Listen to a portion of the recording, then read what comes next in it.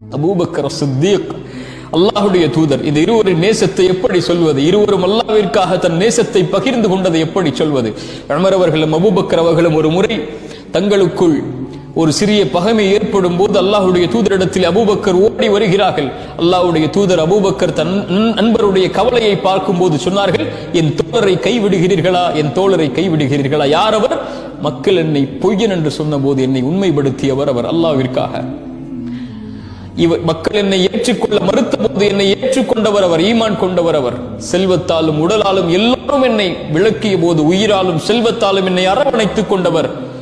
அல்லாஹ்விடத்திலே ஒரு உற்ற தோழனாக நான் எடுக்க வேண்டும் என்றால் அபூபக்கரை தான் எடுத்திருப்பேன். அல்லாஹ்வை தேர்ந்தெடுத்துக் கொண்டேன். அபூபக்கர் என் தோழர், நண்பர் என்று உலகத்திற்கு அறிவித்தார்கள்.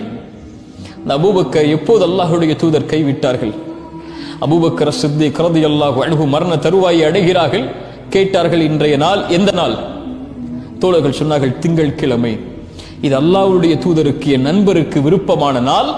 இந்த நாளில் தான் அவர்கள் மரணித்திருக்கிறார்கள். நான் மரணித்து விட்டால் இந்த நாளை கடக்க செய்து விடாதீர்கள். நான் இந்த நாளிலேயே மரணித்து அடக்கம் செய்யப்பட வேண்டும் என்று ஆசைப்படுகிறேன். இந்த அபூபக்கர் எங்கே?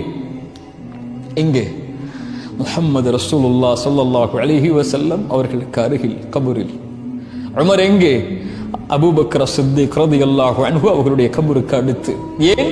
இவர்கள் அல்லாஹ்விற்காக நேசித்தார்கள்.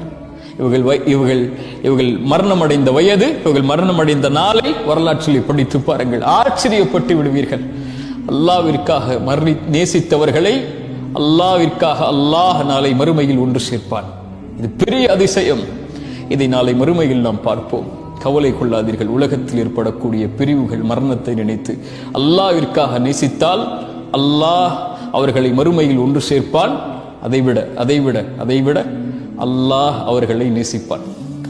அல்லாஹ்விற்காக ஒருவரை நேசியுங்கள், அல்லாஹ் உங்களை நேசிப்பான்.